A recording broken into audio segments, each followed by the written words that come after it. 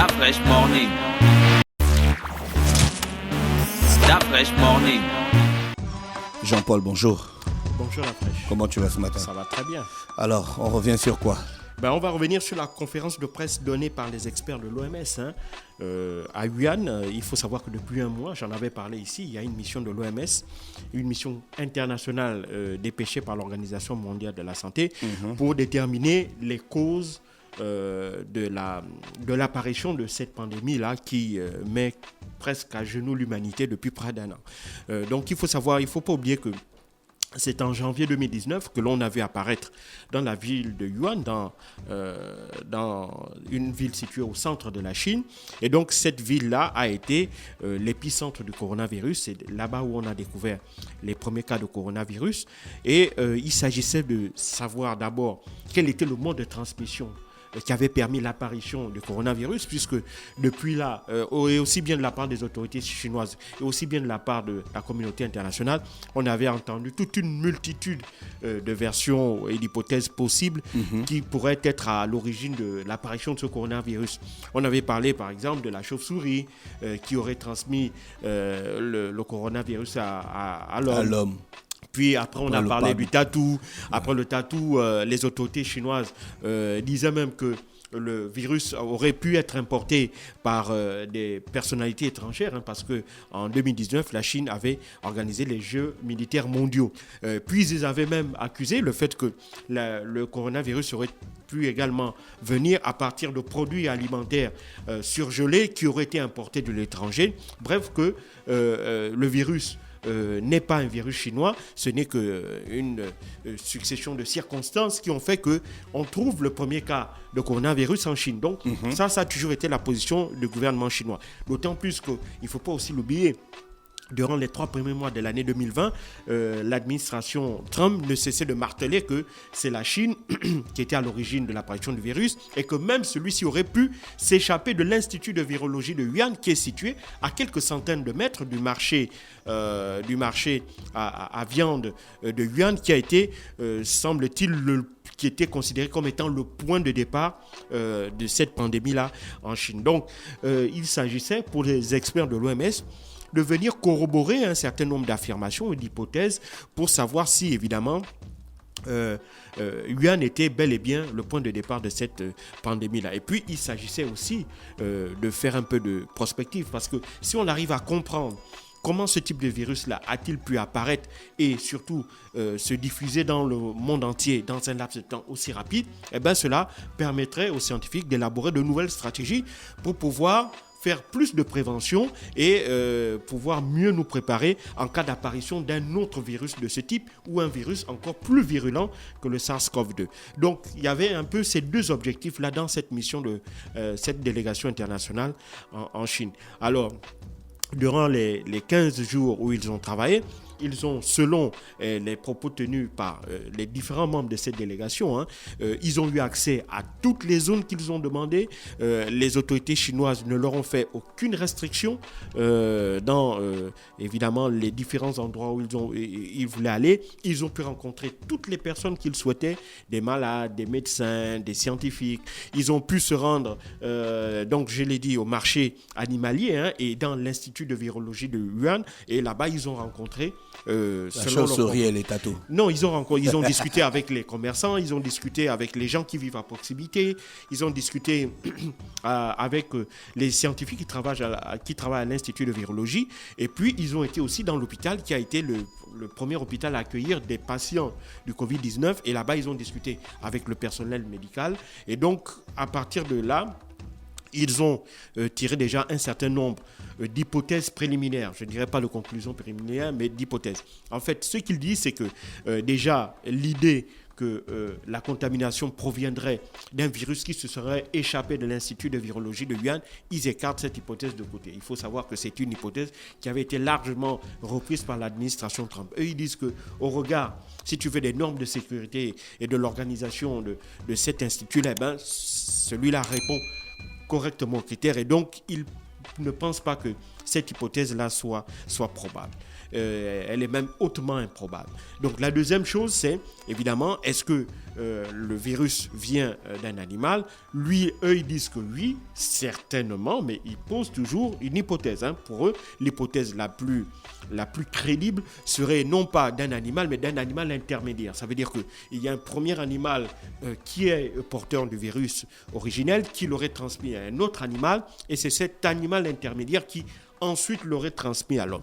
Maintenant, la question est de savoir de quel animal il s'agit. Ça, évidemment, les scientifiques n'ont toujours pas de réponse, mais ils estiment que c'est tout à fait normal, étant donné que ça ne fait que 15 jours que cette mission-là a commencé, et que certainement les réponses à ces questions-là, on ne les aura pas avant plusieurs mois, voire plusieurs années. Mais néanmoins, ils estiment que, évidemment, cette mission-là, en Chine, leur a permis également au moins de mettre de côté un certain nombre d'hypothèses et leur a permis d'avancer dans la connaissance justement de l'apparition et de la propagation de ce virus-là. Ce sont des données extrêmement importantes qui leur serviront lorsqu'ils devront mettre en place des nouveaux protocoles, notamment dans le cadre de la prévention contre l'apparition de nouveaux virus dans les mois ou dans les années qui viennent. Parce qu'évidemment, le risque de voir réapparaître un virus du type Covid-19, voire même plus virulent, ou une maladie extrêmement contagieuse et autres, c'est un risque qui est de plus en plus avéré, étant donné que, on est de plus en plus en contact avec des animaux. Il faut savoir que, si tu veux, l'environnement, on va de plus en plus dans des zones où on n'avait pas accès il y a 30, 40, 50 ans, du fait de l'explosion du développement urbain, du fait de l'explosion démographique. Et donc tout ça fait qu'évidemment, donc les espaces dédiés aux animaux et tout cela s'amenuisent. Des zones qui étaient jusqu'à présent vierges et inoccupées deviennent de plus en plus occupées. Et donc ça multiplie les probabilités de contact avec de nouvelles espèces, avec de nouveaux virus, et donc ça amplifie le risque d'apparition de nouvelles maladies. Donc ça, c'est ce que disent les experts. Et donc, à ce titre-là, cette mission en Chine-là est extrêmement importante parce qu'il s'agit aussi comme je l'ai dit, de mieux comprendre la chaîne de propagation du coronavirus et de mettre de côté toutes les hypothèses jusqu'aux plus farfelues qui étaient un peu diffusées ça et là à travers le monde entier. Donc, pour ces experts, notamment pour M. Peter Ben Mbarek, qui est le chef de mission, qui était le chef de délégation de ces experts de l'OMS, ce qui est sûr, c'est que l'hypothèse la plus probable retenue par les experts, c'est la transmission par le biais d'un animal intermédiaire. Maintenant, comme je le dis, on ne connaît toujours pas de quel animal il s'agit, mais évidemment, il y a toute une pléiade d'animaux qui peuvent être suspects et donc dans les mois voire dans les années, ça on ne le sait pas pour le moment, il va falloir pousser encore ces investigations, mais ce qui est sûr, c'est que le véritable gagnant au regard des résultats de la mission des experts donnés hier, le véritable gagnant c'est le gouvernement chinois, parce que évidemment, depuis toute l'année 2020, la communauté internationale n'a cessé de taper sur la Chine en disant que la Chine ne respecte pas les règles de sécurité, les normes de sécurité, notamment l'Institut de virologie était particulièrement attaqué par la communauté scientifique. Les autorités sanitaires chinoises étaient attaquées parce qu'on disait qu'elles n'avaient pas su endiguer rapidement la propagation du virus et l'empêcher de sortir du continent, enfin de sortir de la Chine et de se propager dans le monde entier. Ils estimaient que la Chine n'avait pas pris les mesures, n'avait pas d'abord pris la pleine mesure de la dangerosité de ce virus et n'avait pas pris les bonnes mesures pour endiguer rapidement la propagation de ce virus et empêcher qu'il ne soit hors de contrôle et qu'il se diffuse par la suite dans le monde entier. Donc, ce à quoi la Chine a toujours répondu que, au contraire, elle a été de tous les pays développés et industrialisés, le pays qui a le mieux géré sa pandémie, puisqu'ils sont à 4963 décès à ce jour et à peu près 90 000 cas de contamination. Ça, c'est les chiffres officiels. Donc, ils disent que eux, au regard des chiffres qu'ils ont, si on compare avec les autres pays industrialisés, je ne parle pas de l'Italie, je ne parle pas de l'Espagne, je ne parle même pas des États-Unis qui ont dépassé la barre de 500 000 morts et qui ont plus de 3 millions de contaminations. Non, eux, ils estiment que comparativement aux autres pays industrialisés. Eux, au contraire, ils ont su endiguer la contamination, ils ont su la casser, empêcher sa propagation. Et donc, au contraire, eux, ils ont été les champions justement de la lutte contre le Covid-19. Et c'est ce qui explique que dès le mois d'avril-mai 2020, ils levaient partiellement les mesures de confinement. Et c'est ce qui a pu permettre à la Chine de répondre massivement, a pu relancer l'industrie chinoise, qui a pu répondre massivement à la demande mondiale en termes de masques, en termes d'équipements médicaux, les tests, les différents appareils qui permettent justement de déterminer, enfin de tester les gens, le matériel informatique et donc le matériel industriel. Donc ce sont les usines chinoises qui ont répondu à la demande mondiale dans tous ces besoins-là en termes d'équipements et de produits de consommation courants. Donc, pour eux, au contraire, la Chine, pour les autorités chinoises, ils mettent en avant justement le rôle qu'ils ont joué durant cette période-là particulièrement sensible et ils mettent en avant justement leur dynamisme et leur capacité de résilience et ils disent tout au contraire que un pays, si ce pays-là n'avait pas pris les mesures qu'ils avaient prises, il n'aurait pas obtenu les résultats aussi bien et également sur le plan économique qu'ils ont obtenu. Il faut savoir que de tous les pays industrialisés, la Chine est la seule qui ait une croissance positive en 2020. Or, la plupart des autres pays, que vous prenez le Royaume-Uni, vous prenez les États-Unis, vous prenez le Japon, vous prenez la France, l'Italie, l'Espagne, etc., tous ces pays-là ont une croissance négative pour l'année 2020. Donc, les autorités chinoises ont toujours balayé d'un revers de la main et donc, toutes les allégations concernant une éventuelle incapacité de leur part à avoir su endiguer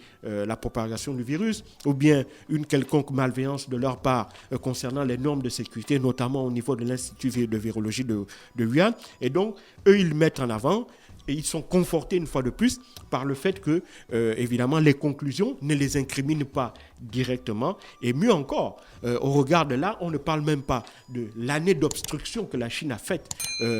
Parce qu'il ne faut pas l'oublier que durant 7 mois, la communauté internationale a demandé à la Chine d'ouvrir les frontières pour que cette délégation-là puisse aller enquêter sur place. Il a fallu attendre près d'1 an pour que la Chine accepte enfin de recevoir cette délégation. Cette délégation a pu, comme je viens de le dire, certes, elle a pu se rendre partout où elle a souhaité, mais il est clair qu'en 1 an, évidemment, la Chine a eu le temps de brouiller les pistes. Donc, il n'est pas improbable que, évidemment, ces résultats-là, je ne veux pas dire que scientifiquement, ils ne soient pas recevables. Si, ils sont recevables parce qu'ils ont recueilli un certain nombre de données. Mais si tu veux, la pertinence de ces données-là a été atténuée à mon sens, par le fait que, entre le moment où les événements se sont produits et le moment où on vient justement mener cette enquête, il s'est passé un laps de temps non négligeable. De1 an, c'est beaucoup. Et donc, en 1 an, les autorités chinoises ont probablement eu le temps de changer un certain nombre de choses. Et c'est ce qui fait qu'aujourd'hui, lorsque l'équipe de l'OMS s'est rendue en Chine, elle n'a pas pu véritablement, à mon sens, mener l'enquête qu'il faut parce qu'évidemment, les données auront changé sur le terrain entre-temps. Merci Jean-Paul qui revenait donc sur la situation du Covid et de la délégation de l'OMS du côté de la Chine. Merci à tous les auditeurs bien connectés sur les 104.5 Urban FM, la station urbaine, dans le Da Fresh Morning. On fait un tour en musique avant de retrouver Gina dans quelques minutes. Da Fresh Morning.